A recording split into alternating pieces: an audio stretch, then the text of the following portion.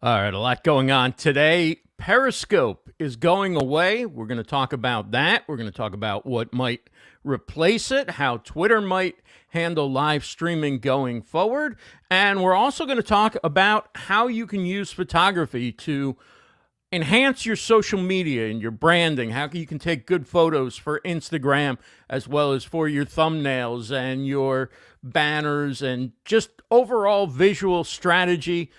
We have Dr. Tachi here to talk about Periscope. We have Steffen Kaplan here to talk about photography. Let's do it.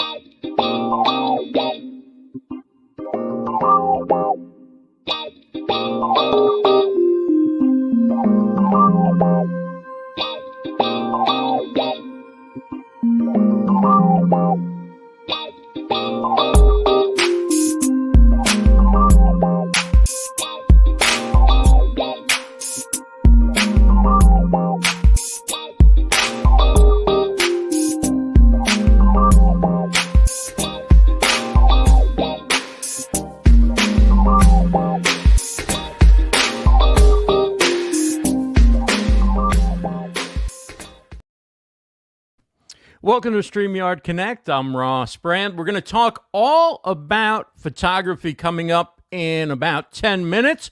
But first, one of the biggest stories really in live streaming, since we've been doing this show, it impacts StreamYard users. It impacts pretty much anybody who's been following live streaming over the years and is aware of the importance of Periscope. Periscope was one of the first major social live streaming apps. Today, I often talk about it as you go to Periscope because it gets you on Twitter. Eventually, you'll be able to just go to Twitter as Periscope is going to shut down and Twitter, well, they're going to facilitate a way for you to live stream on Periscope, on Twitter. How they're going to do that, what they're going to do, I'm not sure. Is this a good thing for live streaming? Is it not a good thing for live streaming? Well, let's bring on Dr. Tachi because she's been a guest on this show before. You know her as the host of MediaScope. She's been live streaming for longer than I have and probably more consistently and certainly a lot more on Periscope than I have. And so she's seen the development from pretty much from the start of social live streaming to today. And as I mentioned, she hosts MediaScope every Wednesday, 6 p.m.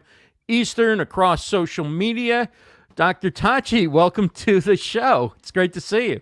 The irreplaceable Ross Brand. How are you, sir? I'm great. How are you? Oh, my goodness. I am so wonderful. I really am. So this is kind of like the biggest news in a while for a major social platform.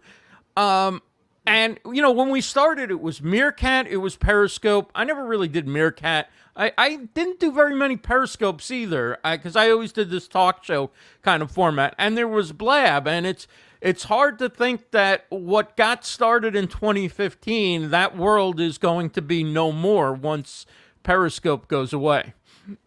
Absolutely. But we saw this coming. Ross, did you not see this coming? Of course. You really would have had to have been looking your back turned to this not to see it coming.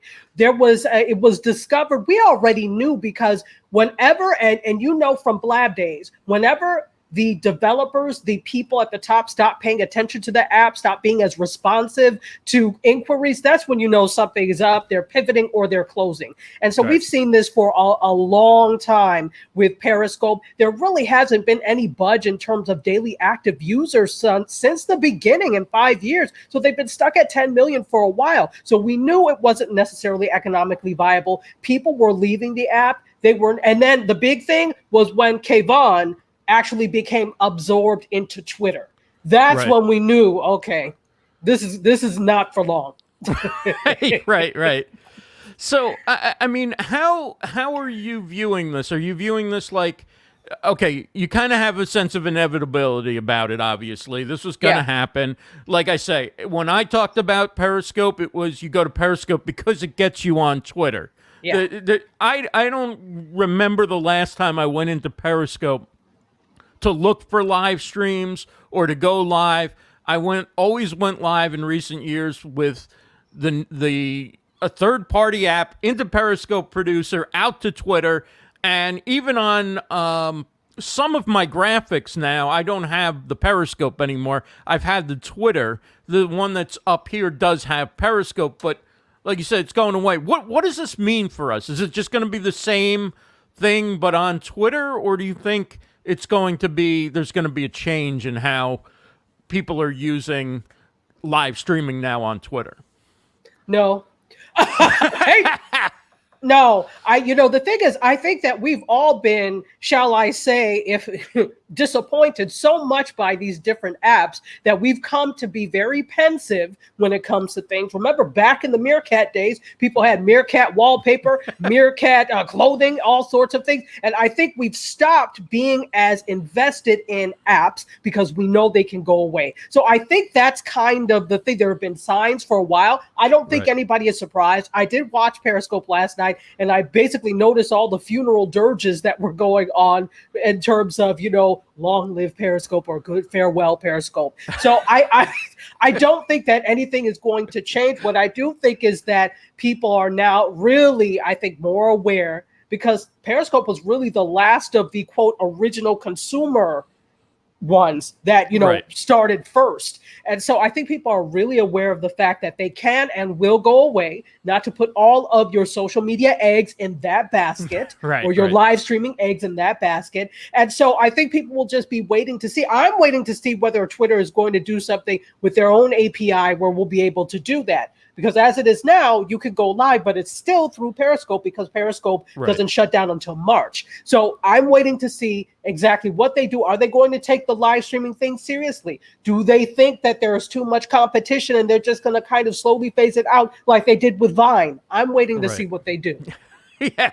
Remember Vine? So Twitter does have a history of purchasing, really kind of promoting very heavily these video apps and then stepping aside when, it no longer makes sense for them to focus on it anymore. Exactly. And they're letting it go like a dove into the sky. Right. And they just bought another one.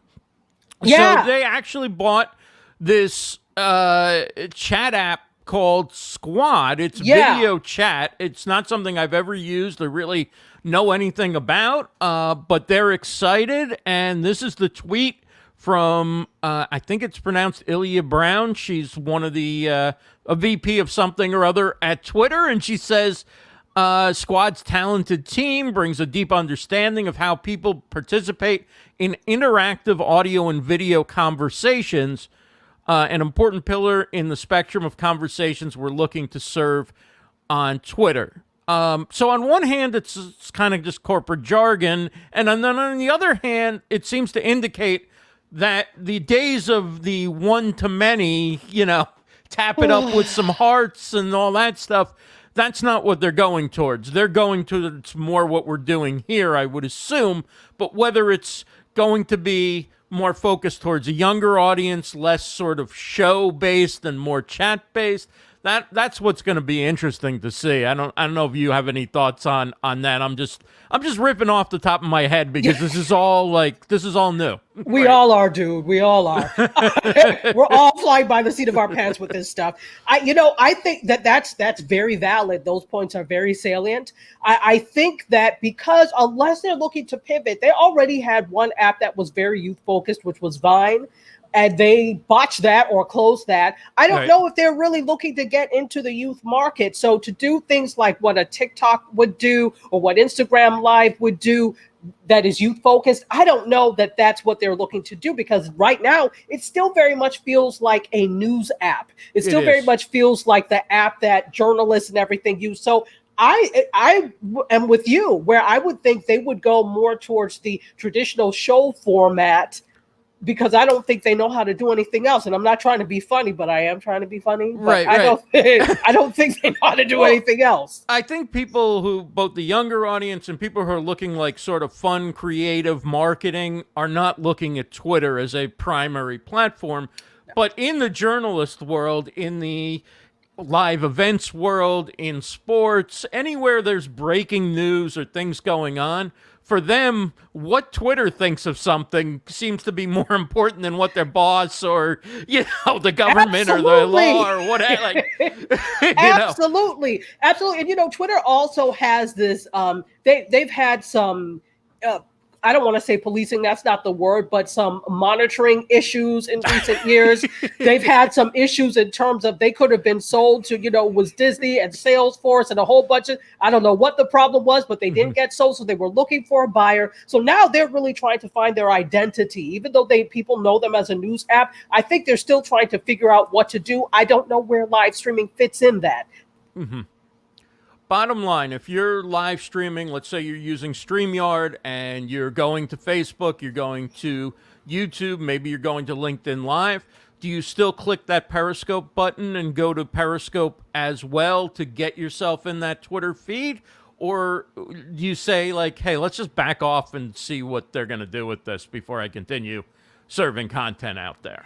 That's a really good question. I think that it really depends on where your audience is. All of this depends on where your audience is. Right. Now, I'm still on Periscope because I still have a core of people that watch MediaScope on Periscope, and I hate to disappoint them. So because really it has been glitchy and buggy for a while, when I was like, to hell with Periscope and all of its kin, and I was ready to be like, throw it down the garbage disposal and hit the switch. But I knew that I had people there, and because of them, that's why I stayed. It had nothing to do with them or Twitter. It was because of them that I stayed. So really, it depends on if you don't have an audience there, they're already not taking any new signups. So, forget about that. But if you're there and you just hear crickets whenever you're there, maybe it is advantageous for you to decide where you're going to go next. Exactly. And I still go there because there's always, every few guests, there'll be somebody who retweets it and, a bunch of new people see it. And I feel like we're reaching new potential customers that way. But you can also hear a pin drop in the Periscope chat. And it didn't used to be like that. And I say that as somebody who almost never went live from the app with my phone. But the few times that I did, there were people that I knew couldn't wait to jump in and get on that, and it's not the case anymore. It's not a ghost town, but it's awfully quiet. It is. I mean, the crickets are deafening. Yeah. Unless you already had a very strong presence there. Mm-hmm. And this is the thing, even though Periscope is Twitter, the two are kind of mutually exclusive. So simply because you have an audience on Periscope does not mean that you also have that same audience on Twitter. It's strange that way because they're integrated, but they're separate at the same time. Right. So, thinking for some people, if you've done a really good job of meshing the two, making sure that whoever you have on Periscope is also who you have on Twitter, then that's good. But if not, you could be dealing with two completely separate audiences and starting from ground zero again when Twitter finally decides what they're going to do with live streaming. So that's something to think about as well. And I guess if you are somebody who's been used to having a lot of success on Periscope and that's been your big call to action, you might want to now start encouraging your audience to follow you on Twitter, sending new people to Twitter and building up that account, because that's where this thing's going to continue in one form or another. Exactly. And, I would also say that I love social media. You know this, and I know you love social media. But we also know that social media can pivot, disappoint, close at the drop of a dime. We have nothing to say about it because we don't pay for it. So It is really, again, advantageous to drive your audience to platforms that you actually own. Start an email list, connect with your audience off of these platforms, because if it closes and then you don't have any way to connect with them, you've lost that part of the audience, and probably they're not going to look for you. Exactly. Thank you so much for jumping on at the last minute, Dr. Tachi. Absolutely. It's an interesting time with Periscope, and it brings back some memories, but also some things to consider going forward. I'm sure you're going to talk about it on MediaScope, 6 p.m. Eastern today. Where can people find that across social media? Today, you can still find it on Periscope. Okay. Periscope/Twitter. I am at TACHIADA. We're also on Facebook Live here on the MediaScope page, MediaScope 16. And you can find us on LinkedIn Live as well. And under my name, Tachi Egwu, PhD. And if you don't remember any of that, listen live, WJMSradio.com. WJMS Radio. WJMS.com. All right. Very good. Thank you so much, Dr. Tachi. Great to see you. Thank you. Good to see you too. All right. That is Dr. Tachi. You can also check the archive, not right now, but at a later time, you can check the show archive. She was a guest on a couple of shows before. She joined us live in person at Podfest and also was a guest for the full episode earlier in the year.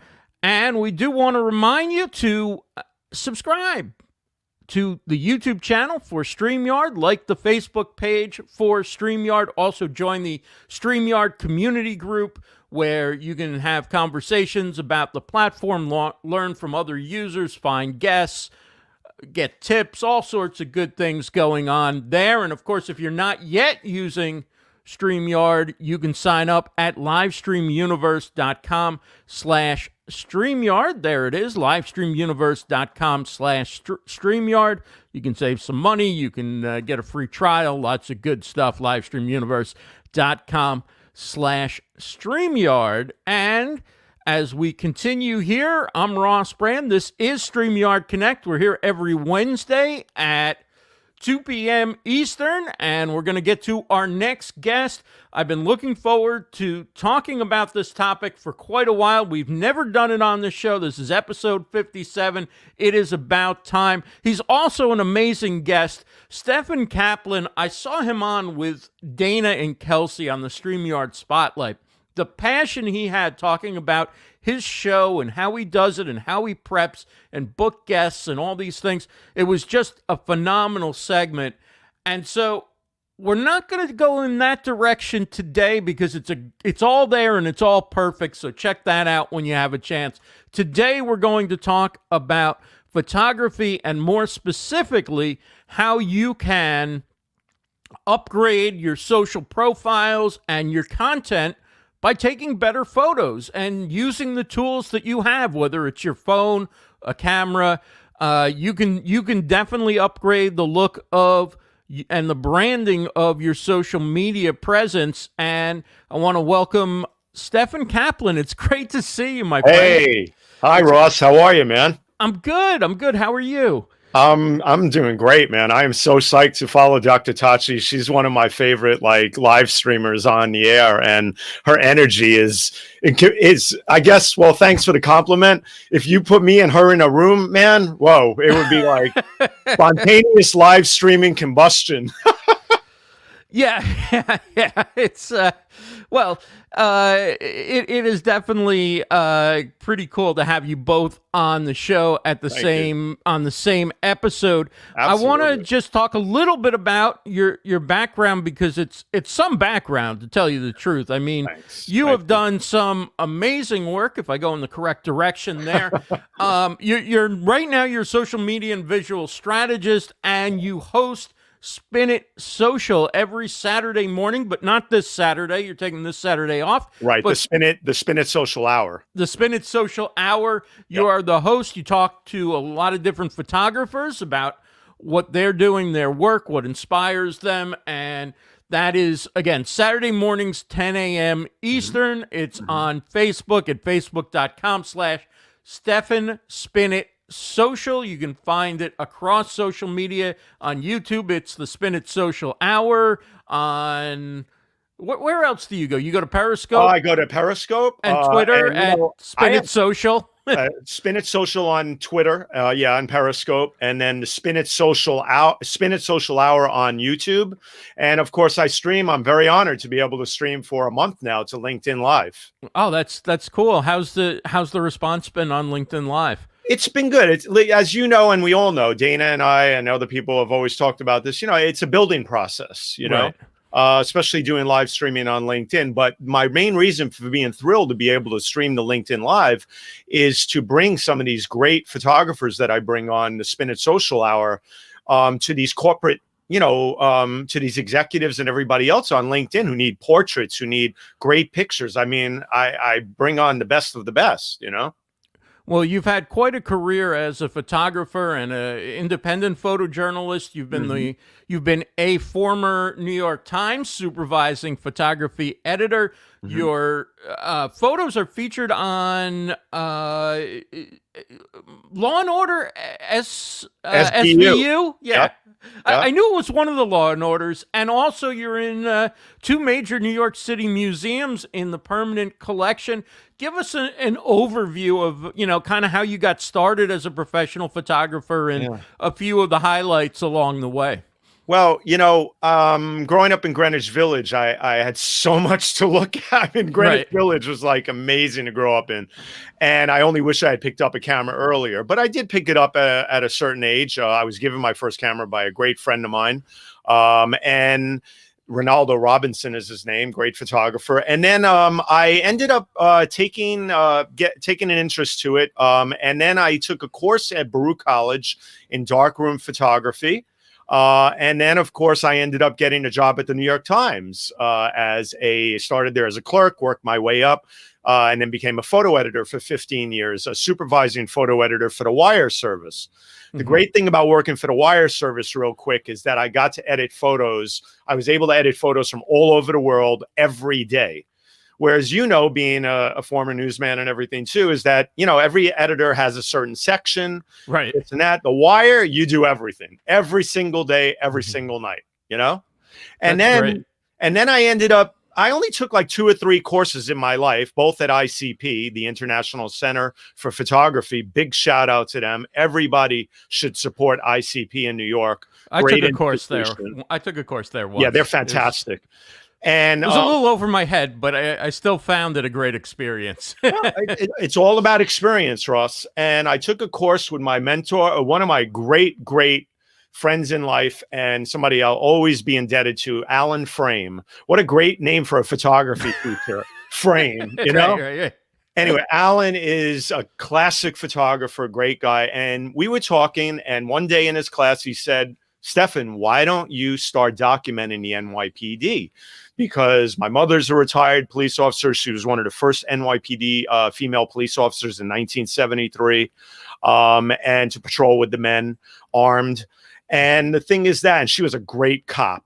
Anyway, so he said, the course was called Developing Your Personal Vision. Well, I started developing my personal vision, and there is nothing like getting into personal projects. And we'll talk about that. It's really important for everybody, even in social media, to work on personal projects and show people what you've got. You don't want to always copy people. You want to be original. Original is where it's at, and quality over quantity, always. you know? I just want to show that picture. I have it on my computer, so I'm going to show it as an overlay. It's going to cover us. Sure. But the NYPD spread, just tell us a little bit about what people are seeing here. Yeah, well, this was an honor. I got a half a page. You know what newsprint is like these days. Right. Even back then, I got a huge layout in the Metro section on a big show I had at the New York City Police Museum. And it was an honor because I spent 10 years doing this, showing the life of cops. And, you know, it was all about documenting the life. It wasn't just about crime. It was about documenting the life. So anyway, I then ended up with my photos on Law and Order. They're in the permanent collection of the Museum of the City of New York and the New York City Police Museum. And in the Museum of the City of New York, there's a great movie that everybody should see on the history of New York called Timescapes that's narrated by Stanley Tucci. And in that, not one of these photos, but there's a photo of a cop on New Year's Eve in it. So basically, I documented the job for 10 years. And 9/11 really, sadly, put that to bed because the whole nature of policing changed after 9/11, as we know, you know? Right. But what it allowed me to do, Ross, was it allowed me to work on such a great lengthy project that really made me think in so many different ways. And that's what projects do for you, you know? Right. Now, I imagine that the photo that you either licensed or sold to Law and Order, we wouldn't be able to show here on our show, but can you tell us what the image is? So maybe we can look for it next time we watch the Open. Sure. Well, it's on the SVU unit show. And the bottom line is it's been on there for 20 years plus. NBC got the deal of a lifetime with me back then. If I had known they were going to show it for 20 years, I would have held out for a lot more. But you know what? Hey, NBC, Law and Order, it's an honor. I got to hang out for a time with Jerry Orbach. God bless him. May rest in peace. Great guy. All these people in Law and Order and stuff, even though Jerry wasn't on SVU. But anyway, there are 3 photos. They might be down to 2 now. You know, they edit a lot or if they're 20.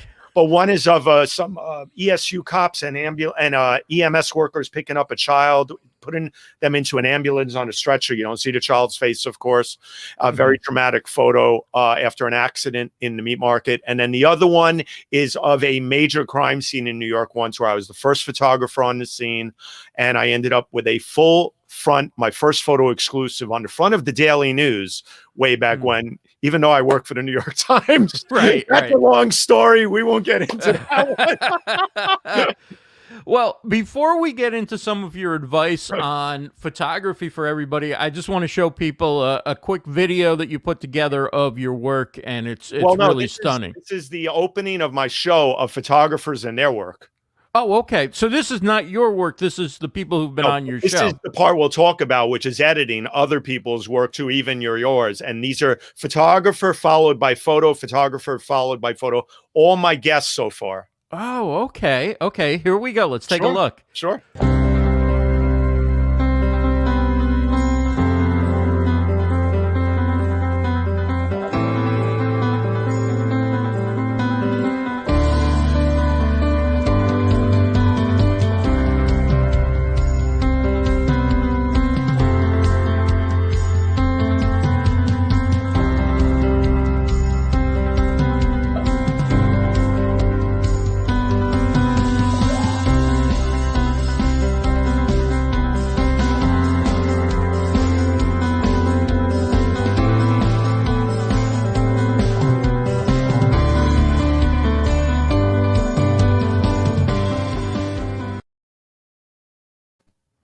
So how did you go about putting that together, and what are some tips that, you know, everyday creators could take away for, one, selecting photos, and then how you arrange or organize photos with other photos to make that work? Because obviously it just flows beautifully. Thank you. Thank you. Well, it does my heart good to see all those great photographers and their work. Many are friends and they're so talented. But really, you know, we're going to talk about 2 things here. One is creating great imagery, of course. Right.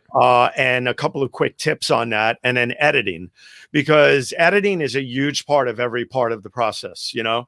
And you want to be able to always pick the best pictures. You know, we take a lot of photos with our smartphones, and sometimes too many. And we get overwhelmed going through them all, but and also picking them out when we're at events and things. But now, of course, we're not at many events because of the pandemic. Right. But still, I walk around a lot, and I still take a lot of photos, all masked up naturally and everything. My glasses keep fogging up, so I have to now photograph like this, and because I can't find anything to make my glasses stop fogging up. But really, let's first, in terms of your question about picking those photos, and first I came up with a concept. What was going to be a great opening for the show, and what was it going to illustrate? Well, first I picked out all the imagery, and I was just going to show the images, but I said, well, that's good, but you have to also show the photographer then, because how are people going to distinguish who took what? So I came up with the idea through all the years of editing, show a photographer, photo. But then, of course, you got to pick out just the right photos. And they had to be the right mix, the right blend of photos that were going to capture people in that about a minute, I think it is. And then the music. Now, the great thing about doing this stuff is that you don't always have to pay through the nose for everything. Right. You really don't, as you and I talk about with mics, with everything, right? Right. And in terms of I use Adobe Spark Post to put that together. And Spark Post is great because I dropped all the photos in, and I'm able to rearrange them. And then they have the selection of music. A lot of it, don't take offense to this, Spark Post is really, really, really hokey.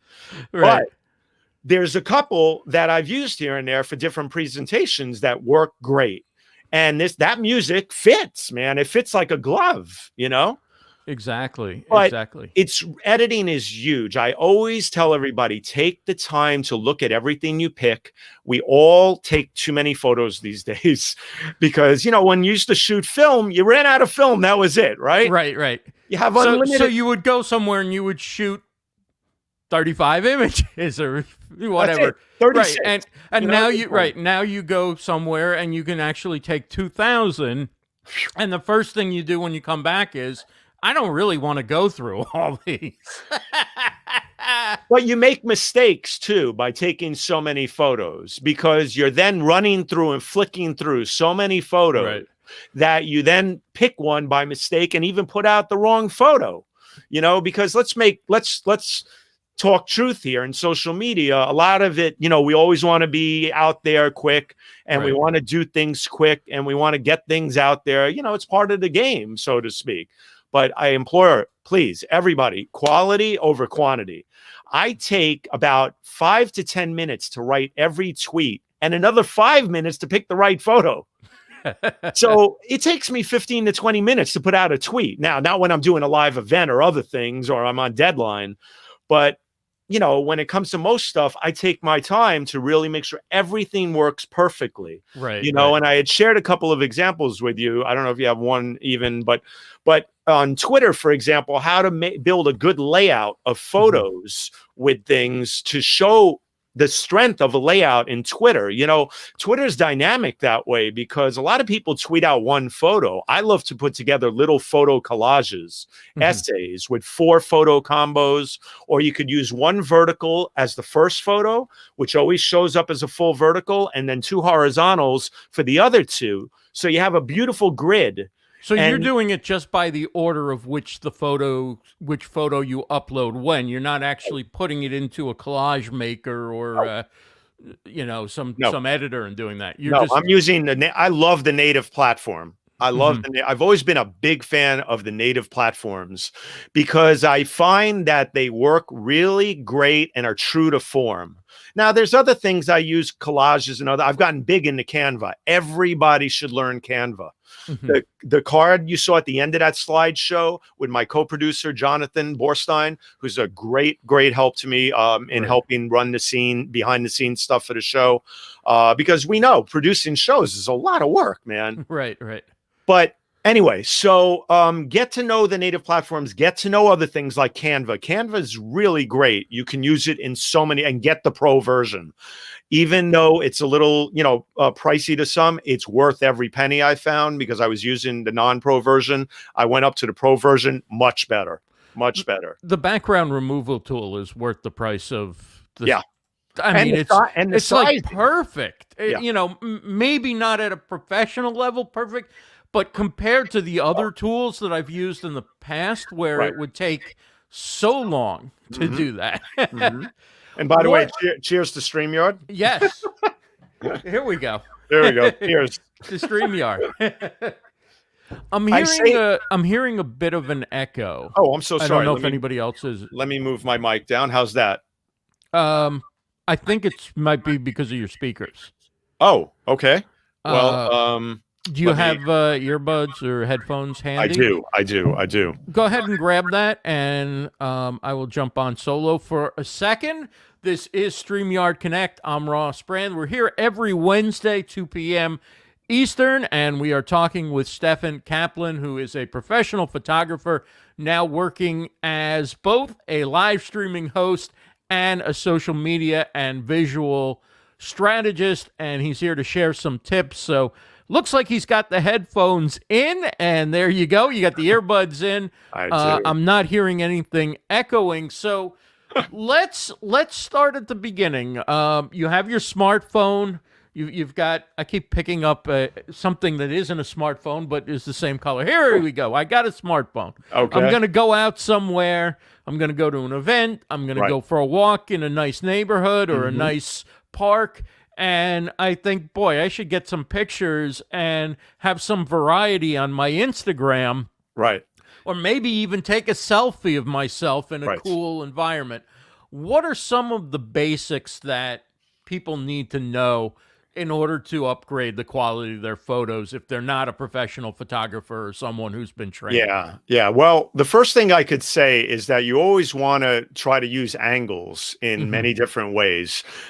A lot of people love to take photos dead on, dead center.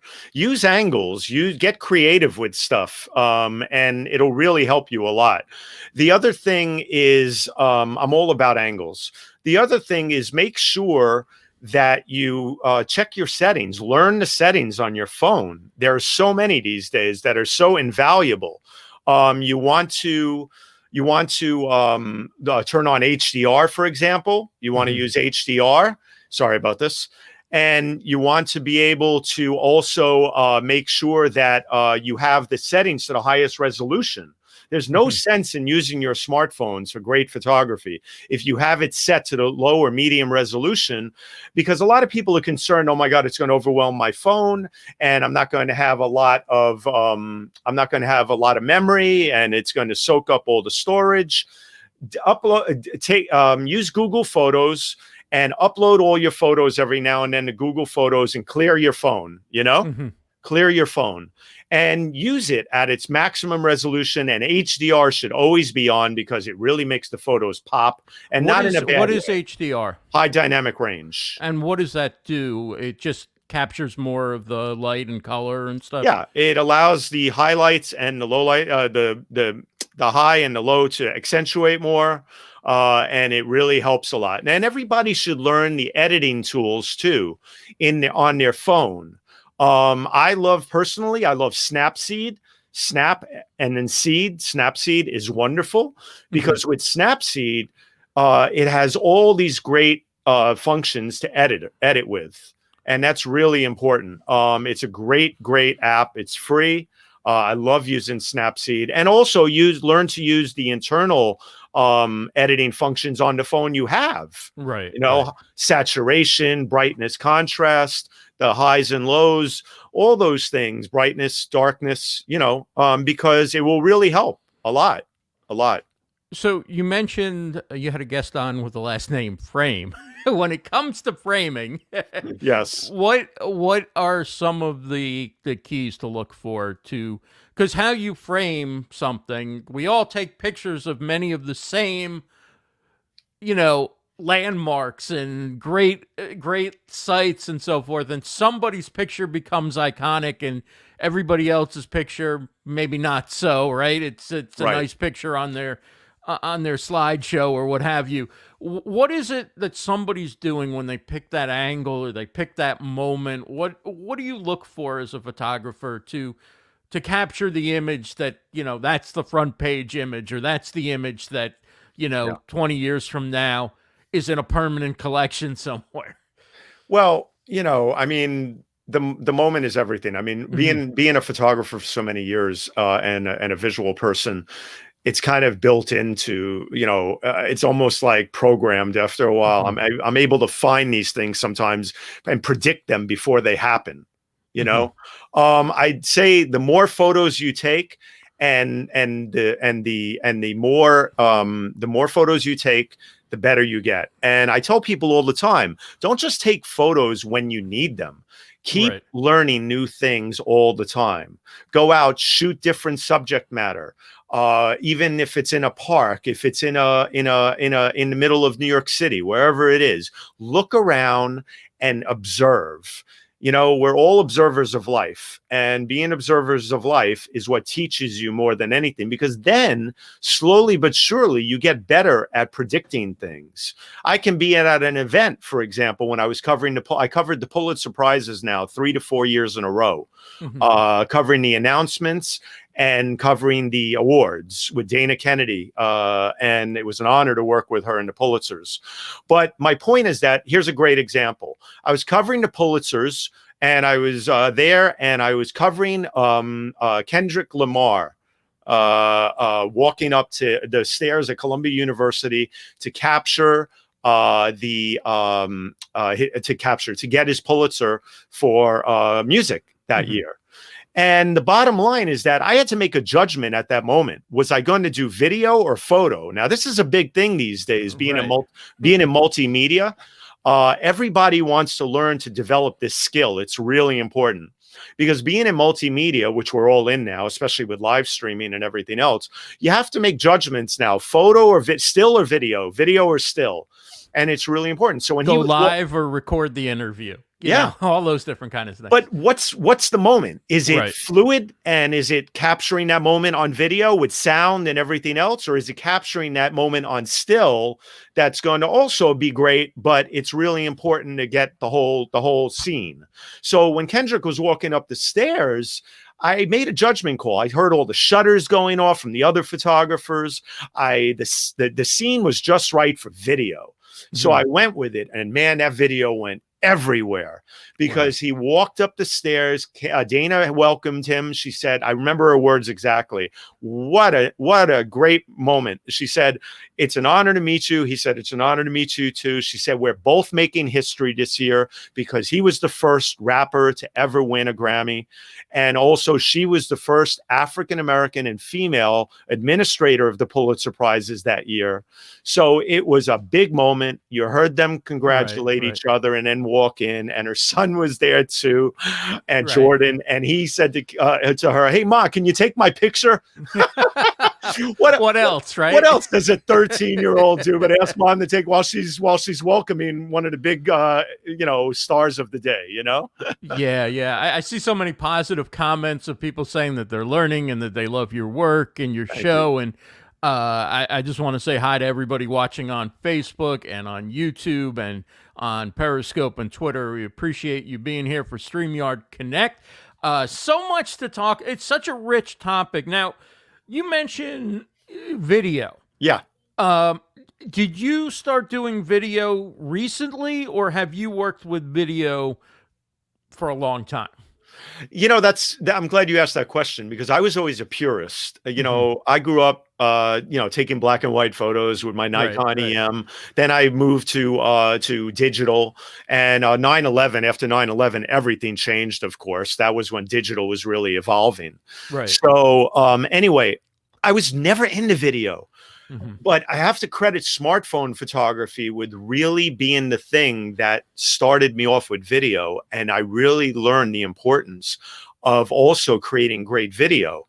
I was just at Saks Fifth Avenue watching the windows 2 weeks ago, and I handheld with my Samsung S10 which is my smartphone of choice, best camera on the market, in my opinion. I have no stock in Samsung.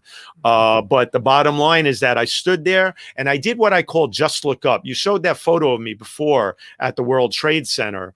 And that is one of my big things that I preach about. Everybody knows me for two things: just create and just look up. I don't know if you showed, I forget earlier, that my mantra too, which is really what I go by from Nathan Sawaya, who's right there: create what you see, create what you feel, create what you've never seen, just create. When I saw these words one day at an exhibit called Art of the Brick, which was a great Lego exhibit in Times Square, when you see something, it possesses you. Right. And you read something for the first time, those words made me into a creating maniac. And I went out, and just create became one of my big hashtags, and just look up is the other one. If you follow me on Twitter, I have a huge Twitter thread for two things: just create and just look up.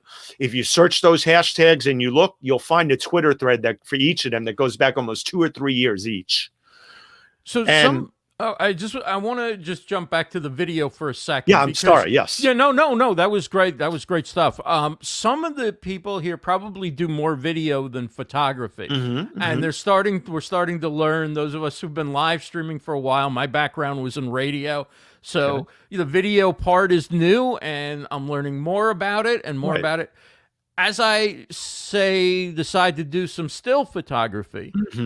The same principles with lighting, with angles, with framing, do the same ones apply, or is it a lot of difference and a lot of nuance in there? There's a lot of difference. When you're dealing with moving subjects and you're rolling with a camera and everything, video wise, there is so much to pay attention to. Right. The sound, the angle. Well, the sound is one of the most important things.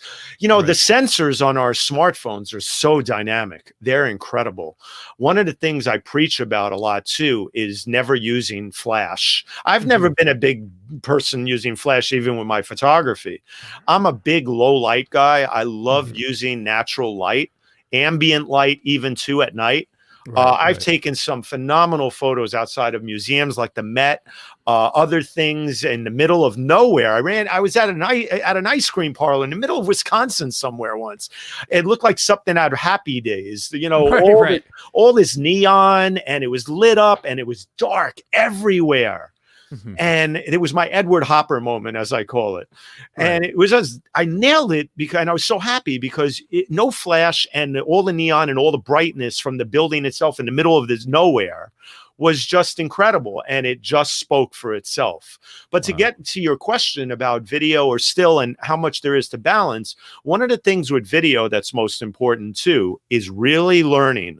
Either use a very good selfie stick to hold it steady, and I know you use that a lot, but also mastering the art of hand holding your camera really steady. You have to think, and I always tell people, plant yourself, take a deep breath when you're doing video, and stay still.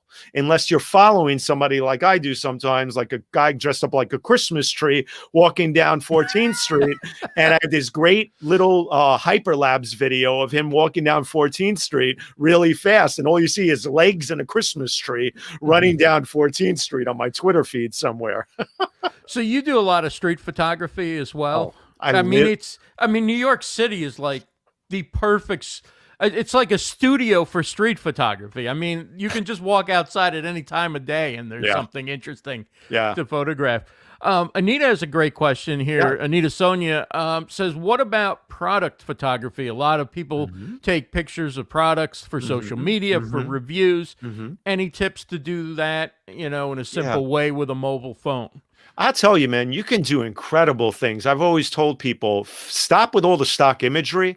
If you're doing it for yourself, go out and create stuff. Like I said, my hashtag just create, I mean it. If somebody says to me, for example, they need something, I'll try my darndest to find a thing to just create, get yourself a small lighting kit, get yourself a little kit where you could put products in that then you use the right lighting to photograph them as product stills and things. B&H, has everything. You just have to go click at a dime on. I'm not plugging B&H, but you can look at everything on there or wherever you want to buy. But the thing is that for product photography, you want to be really good with your smartphone, and if you can invest also in a good mirrorless camera, that's also good too. I really think it's important to have both and get better at both. One of the cardinal rules with photography, if you can afford to do it, is always learn how to take pictures with a regular camera first. But listen, we're living in a smartphone age. I'm not going to say that you can't learn with a smartphone. You can, but Anita, I would say get some important elements that you need, like a good kit to take the product shots with. They sell all these ensembles of things, and do that first and foremost. Get backdrops, create a little studio for yourself at home. There's a great photographer, and I am going to plug her because I love her work, and she was a guest on my show. Her name is Simi Joy, SimiJois. And she is Culinary Optics online. CUL Culinary Optics on Instagram. And even Andrew Scrivani is another great food photographer. Why do I say food photographers? Because food photographers are the masters of doing product shots. Right. You have to. If you can't make food look good, you can't make anything look good. Food photography isn't easy, though, to find the right angle, and then you've got light coming from everywhere and reflections. That may have come out wrong. Did I say it the right way? You have to make food look good in order to make, you have to make food look good. And Andrew Scrivani is a master. And just find him, Andrew Scrivani, ScriVani. One of the legends who's done a lot of stuff food photography wise in Simi Joy. You will learn a lot about product shots from them because, listen, food is a product. Right. Absolutely. How are you doing on time? Can you stick around a little bit longer? Oh, absolutely. Okay. Are you kidding me? I love talking. So much great stuff. I love talking about this stuff.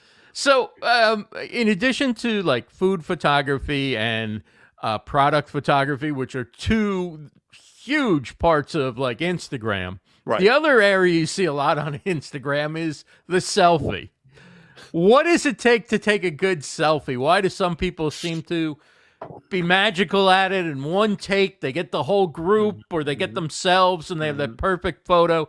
And then other times people like me are struggling like, oh, wait, I can't do it if it's in this hand. Let me see if I can.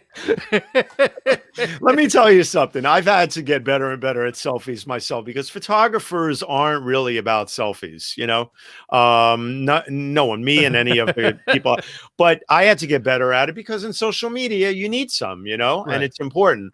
One thing, if you showed that card of you and I, that you created a beautiful card for the show of you and I, that photo I took on my way back from Colorado. I was visiting a very dear friend of mine. I was a social media coach for a lot of executives, and I visited a professor named Rich Feller in Colorado. I went to Gorin Brothers, bought that hat, my chapeau as I call it, and I wear that hat almost every show now. And I love that hat, but I took that selfie right in front of my oak tree in front of my house on a beautiful day. If you want to do a good selfie of yourself, you want to be relaxed. Oops, I'm sorry about the audio with the thing. You sound good. Thank you. So you want to be able to take great selfies by being relaxed. You want to make sure that you're positioning yourself now with a lot of bright light coming down on you, of course. Overcast days in general will give you just that, a low light overcast photo. So you want to find the right days. Now, if you don't have the opportune situation, that's why I say practice makes perfect. You want to take selfies on good days, on bad days, and everything. Don't just take them when you need them, because when that moment comes, you're going to need it. You're not going to have that opportunity opportune moment, you know? Right. The other thing is Sri Srinivasan, who I work with. I'm one of the Digi Mentors group. I work with the Digi Mentors a lot, part-time as a consultant, and I'm one of their team. Sri is the master of doing selfies at events. I can't tell you, he has gotten 100 people in his selfies. I saw him speak at Columbia University once. I went to a speech that he was giving, and he turned around. He got the whole group in 2 seconds. It was like Sri amazing. he's I don't know. Sometimes I think he's Inspector Gadget. You know how the arm just extends and he's able to hold it at the perfect angle. He has mastered it. So whenever we're together, me and him, I always do selfies of us, doing things. But when it's a big group, I always defer to him sometimes. Right. But I've gotten much better at doing group selfies too. So I'm very capable of doing them too. But it's an art form. Do more, create, and always practice. You know. You mentioned when we were talking about still photography, you mentioned mirrorless camera. You did not use the term DSLR. Right. Do you think that mirrorless is the way people should go from now on? I think the technology is incredible, and you can also get mirrorless cameras at a much better price. Plus, they're a lot lighter and easier to carry. DSLRs are tanks. Right. And if you buy a really expensive DSLR, and I love them, if I could have a top of the line DSLR, that costs like 10 grand, or 5 grand plus for a really high price one, I would. But I still use my Samsung NX1, which they don't even make anymore, but I keep it and I polish it and I keep it clean and I take really good care of it. It was, in my opinion, one of the best mirrorless cameras ever put out. I use an 18-50 2.8 lens, super sharp, great focal length, 18-50. But man, Samsung, I wish they'd get back in the market again. Right. But what happened was the time when they were having a lot of problems with the phone. I don't want to say why. Again, we know what happened back then with the Samsung phones. Anyway, they came out with pro cameras at the same time. Right. There was a big expense that they lost with the phones, what was going on. So they abandoned the pro market also because of the competition, I think. But that Samsung NX1 was one of the best. So I'd love to have 2 cameras on hand too, because you want to be able to be ready for problems. What if your smartphone dies? Right. So if you have a good mirrorless camera that you can throw on your shoulder or in a bag on your back, that's great to have. Another Pulitzer, everything happens at the Pulitzers. When you're covering important events like the Pulitzers, it is the event. Right. That it's you the want time nothing can go wrong. No, and here's the quick one. Everything will, right? Yeah, here's experience and here's being ready, a lesson that you will take with you, hopefully everybody, and always carry with you. I was standing at the Pulitzers. I've got Clive Davis next to me. Clive Davis, okay? Right. I've got Don Lemon next to me. I've got all these important, incredible people around me, musicians, journalists, legends, and Jennifer Hudson, speaking of legends, gets ready to take the stage to sing a tribute to Aretha Franklin. Wow. My smartphone dies. It overheats. I almost have a panic attack. But I was ready, and this is where always be ready and practice and get experience will teach you many things in life. I ran around the hall. I had my pro camera in a room away from me. I had to do all this quickly before she took the stage. I was hopping over waiters, you name it. I ran back, and so always have it next to you, not in the next room. Right. I ran back, and all of a sudden I got there just in time. Don Lemon looked at me and he was like, whew. I was like, whew. I wiped the sweat off my forehead. I turned my pro camera on and I ran the video on that. Now, the key is that it took me a lot longer to be able to download it because it was a really high-res file on my Samsung NX1. But I got it downloaded. It went viral. Rolling Stone picked it up. Everybody picked it up. It was an incredible moment with Jennifer Hudson belting out the tunes. My point, always have 2 cameras. Even with our smartphones, anything can go wrong. Well, I think the other interesting thing besides the lesson of having a backup or being Right. prepared in more Right. than one way to get the job done is that you, a professional photographer, somebody who's really been at events at the highest level, are happy to go ahead or find it most convenient or beneficial to make the smartphone sometimes the primary camera Oh, for absolutely. audio and video. I mean, for video and still. Absolutely. If my phone phone hadn't died and overheated because I was working it so hard, I mean, I was working it to death that day. That the bottom line is that, yes, our phones can do everything these days. They're magnificent. I mean, and like I said, learn the different settings, Right. learn about the wide angle options, learn about all the other features, including live focus and the portrait modes on different phones, where you can do great special effects and videos, hyperlapse moments where I got that guy walking down the street. I'll put it out today. If everybody checks out SpinItSocial, I'll put out the video of the guy running down 14th Street dressed as a Christmas tree. His name on Twitter is Mr. Christmas Tree.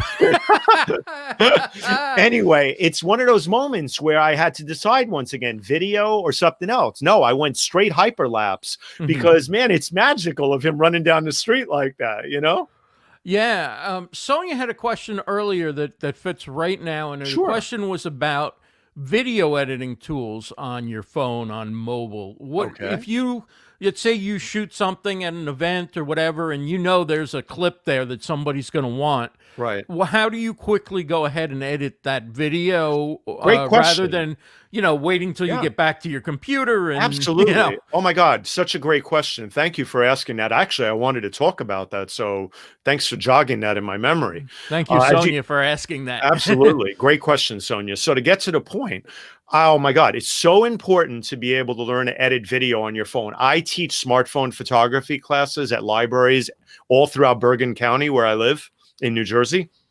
And I'm hoping to expand that to the NYPL, hopefully NYPL, if you're listening, New York Public Library and many other places. I'd love to teach my workshop for you. I do great lectures. I just gave one last night at the Suffern, New York Library online.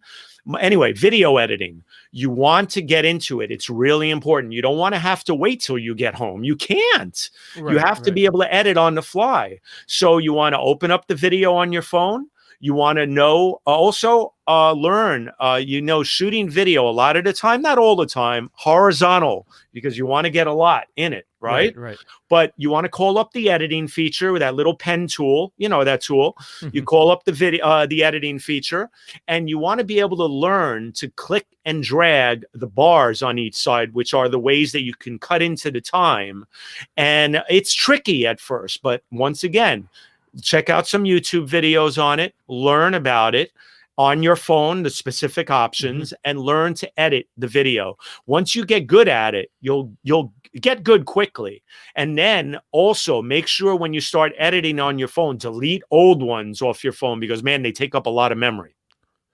And then you also go back in and you're like, which was the one that I meant to save? Because you can save the copy, you can save the original, you can say, for me, I don't do it that often. And when I do it, I have to sometimes cut it down and then go, I didn't quite get it right. I've got to I find that's very hard to drag the edges in and pick that, get that cut right. But you're saying that if you do it enough times, you can become proficient to where you can actually get it to splice exactly where you want it.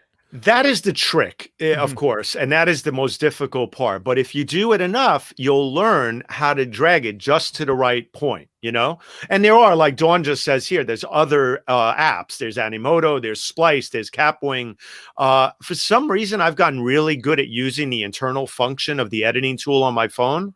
So you go with what you're best at, But it does take a steady hand with that too, but you want to look at the time. You want to see at what moment first things first. Remember editing? Well, you want to listen to the point where you want to cut it. Of course, you want to find that perfect word, that perfect moment. That is key. That's first. You can't do the editing without finding that perfect moment. So, and you want to have a good set of earbuds. like these. You want to have, or a good headphone set on you, because you want to be able, especially if you're outside, not just earbuds, you might want to have a headset like you have on, a light set, because then you'll get the really good sound that you want to get that way, and knock everything else out, so you can find that moment that you want to find to get it to that point, you know? Do you use any kind of external microphone when you're shooting video with your smartphone? You know, I don't, but I'm about to bump up to that this year, because I do want to start using that. I even want to get a mic from my professional NX1 too, because you know what? Now that I'm in your domain, Ross, now that I'm in the live streaming field, producing shows too. I produce my own show. I produce other shows. I'm producing a show tomorrow for a great brand visionary strategist named Emilio Pardo. He's Pardo Vision on Twitter. We're doing a show called Real Talk Live from the Barn with Michael Margolis tomorrow, who's the head of Get Storied.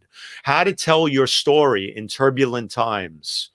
Wow. Very great thing. Anyway, check out Pardo Vision tomorrow on Twitter. Anyway, my point is that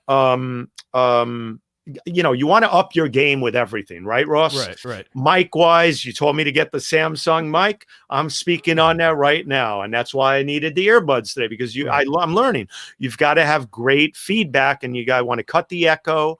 Great lighting. I have a Lume Cube. I have my diffuser lamps. I have my nice backdrop now, thanks to Rick Friedman, who coached me on that one. Right. You know, look at the pros. I'm looking at you all the time. I learned so much from you. You are such a master at doing this. But more than anything, it's your composure that I learned from. Oh, thank you. You are so incredibly composed all the time. One thing I love about you, Ross, is that you always, even we all make little flops here and there. Come on. You're always like, Ross, just say it. You messed up. Or, you know, I love the way, and you rarely mess up, by the way. But my point is that you're so natural. You're such a good guy. You're such an easygoing, natural guy. That's why people love to listen to you, and you're so good at what you do. Oh, thank you so much. That's really nice of you to say. Do you have I didn't prep you for this beforehand, but I would love to get you in my annual predictions blog post. Okay. Do you have a prediction? It doesn't have to be live streaming. It doesn't have to be photography, but a prediction for 2021. Oh, God. First of all, good riddance 2020. Yes. Okay, I'm wiping my head. Goodbye, 2020. You're over there. You get the hand. You know, here's the hand. Anyway, but my prediction for 2021, I'm really interested, more than a prediction. I'm really interested in seeing where things go now that we have vaccines on the way, now that we have everything else going on. We're looking to see, we all immersed, you know, I immersed myself in this field since January, February, or when the pandemic hit, because I decided I was good. The reason I created my show, the SpinItSocial Hour, was, besides being a brand strategist for brands, is I wanted to help photographers get their name and their work out there, because they're getting crunched right now, as we know. Right. And I wanted to be able to learn how to do this. But my prediction for 2021 is I'm interested in seeing, more than a prediction, how people are going to pivot, because if we get all this going on and everything gets better, I don't think we're going to get back to normalcy, but we'll get to a new normal now. How are we going to handle the new normal? Are we going to stick to all the virtual stuff? Are we going to be doing half and half? I mean, the same thing goes for being at work. Are we going to be going back to offices a lot? I don't know where things are going. My prediction is continue to evolve with the space and pay attention to everything that's going on. Don't overwhelm yourself, but listen to the experts like Ross and many other people. Listen to all the big people out there and make notes, man. Think about it, because you have to up your game and always be learning. Always learn, man. You know, it's so important. Adopt new skills, man. I brought all these new skills into my life because I needed to do so. So being a social media and visual strategist was not enough. I needed to up my game, just like I had to do from my journalism background. And now live streaming is a passion of mine. You know, it's great stuff and I love doing it. There's no better way to connect and build a community, man. Yeah, and it's the closest thing to being together in person. And if we can't get together in person, this is the closest thing. And it's the same thing for people who are vendors who don't have events to go to now to meet with customers. They can do it online and still have that interaction and still answer questions and talk about what's going on. My other thing is that I think brands have always brands are realizing more and more, and this is the evolution of social media, is that they're realizing that everything is about building community. It's all about community. So you always have to see, let me add this one point. I know we're going to get to a close soon, but this is really important. I always like to teach people the importance of using visuals to communicate. I use visuals and video to communicate. I will post things on Instagram. I will post things on LinkedIn. I won't get too lengthy anymore. I will put some things, but I will let the visuals speak for themselves in many ways, use them to create conversation, man. You can take a great visual and spark a conversation on it like nothing else. Right. That is so true. That is so true. What would you say that if you had to boil it down to a few tips, how can we upgrade as a visual strategist? What are some things, some easy wins for people to right away start to upgrade the way their profiles and their social accounts look to people who consume their content? Right. Well, number one, as you know, Ross, and I know, and many people in this field, but others, let's help them, is the fact that you always want to have great photos of yourself too. Like I said, I don't do a lot of selfies, but I had my friend Ronaldo one day. Actually, I didn't even have him. We were walking on the High Line before the pandemic hit, and we were shooting together. We love to go out there and push each other to shoot great imagery. One thing, if you walk around with somebody taking pictures, you can also sort of work off each other, learn from each other, trade secrets, use the energy between you to learn. You look at that person's work, they look at yours, and learn that way. But the thing is that you want to be able to take great photo. You want to have some great stock photos of yourself. Right. And you also, wherever I go, this is one of the points about using visuals to communicate. Here is a great way to communicate with people. Walk around, look for street art, look for things wherever you go, whether it's a mural painted on a wall that says love, or a mural that says grow into your wings that I took one day, or another mural that says make magic every day. I think I sent you a photo of that. It's one of those things that I use those statements, street art, and I collect street art everywhere I go, because you can use those as very impactful statements when you want to make points about things and encourage people. So here's a great one, Ross. Build your own. I'm so glad I thought about this and remembered this. Build your own stock image library. Use folders, create databases for things, file them under street art, file them under whatever subject matter. It will save you so much time when you need to find these things. Now, this is going to be funny. I don't do that as much as I'm preaching, but I have a photogenic memory. I can remember a photo I took 30 years ago. Wow. And I can just recall any photo I need when I need it. Now, if only I could be that lucky when I go to the supermarket every day. Right. That's fantastic advice. Steffen, this has been so much fun. I want to keep the conversation going. Would love to have you back, especially as perhaps there's a news event that involves videography or photography, and get your thoughts on that. But it's great having you on. Everybody check out the show. It's the SpinItSocial Hour, 10 a.m. Eastern, but not this week, on Saturday mornings. And you can find it at facebook.com. Steffen SpinItSocial. And on YouTube, it's the SpinItSocial Hour. And of course, on you can Twitter. connect. Yeah. Yeah, And go ahead. on Twitter and Instagram. I know it's a little confusing. So, Right. but not really. Spin It Social across the board. But on Instagram and Twitter, it's also just Spin It Social. But everything is Spin It Social for me. But What's the best way for people to reach out if they would like to work with you? I know you do social media coaching and I do social media strategy coaching. Please, I am open. I am looking for a new home, actually. So any brands out there that want to bring somebody like me on board, hey, I am more than willing to work with you guys. I'd love to work with a brand with a lot of energy and a lot of passion.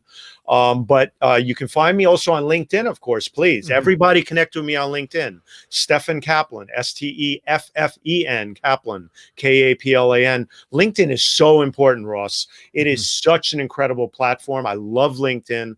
Honored to be on there doing live stuff now too. But LinkedIn, congratulations on that. Thank you. Yeah, we know it takes some time. It's not man. easy. No, it took some time. But I have to tell you, I always keep applying. Show them what you're doing. Make sure you put down the importance of what you're doing, and tell them the importance of what you're doing, and keep applying, and you'll get there. Yeah. They're very picky, but I'm glad that they are. I think it's really important for that platform. So, please reach out to me for Spin It. So the best way to communicate with me, DMs on Twitter, LinkedIn messaging, Facebook. I answer everywhere. Do not hesitate to contact me. I love to work with big brands and brands of any size. Thank you so much, Steffen. It's great having you on. Ross, it's been an honor and a pleasure. Thank you, buddy. Thank you. That is Steffen Kaplan. Again, check him out. Check out his show. Not this week, but typically 10 a.m. Eastern on Saturday mornings. And of course, thank you to Dr. Tachi, who joined us earlier to talk about the big news story, which is Periscope will be shutting down. Twitter's going to go in a different direction, probably put all its live streaming just on the main platform. We will see how that goes, but that's coming up in March that Periscope will be shutting. So you have until March. If you've used Periscope, you want to download your material and save your data, you can do that at least up until March, maybe a little bit longer. But that's the story there. Also, want to tell you about the shows we have coming up. Sunday nights, of course, it's always the Town Hall, 9 p.m. Eastern, with Gage and Dan, the co-founders of StreamYard. You can find that across social media. Again, Sunday night, 9 p.m. Eastern. They'll take your questions and share new features and what else is going on with the product. 11 a.m. Eastern, StreamYard Tech Talk, hosted by Daniel Glickman, the head of growth for StreamYard, talks all about technology. Of course, come back here on Wednesday for StreamYard Connect every Wednesday, 2 p.m. Eastern. And then Thursdays, we have tomorrow night, Dana Bentz and Kelsey Bentz with StreamYard Spotlight. They feature you, the StreamYard user, about how you're using StreamYard and what different ways people are using the platform in their business to build their brand. Great show, Dana and Kelsey, 8 p.m. Eastern across social media on the StreamYard channels and pages. Thursday, 8 p.m. Eastern for StreamYard Spotlight. Those are our shows. Again, we'll see you next week, Wednesday, 2 p.m. Eastern for StreamYard Connect. Have a great day, everybody. Take care.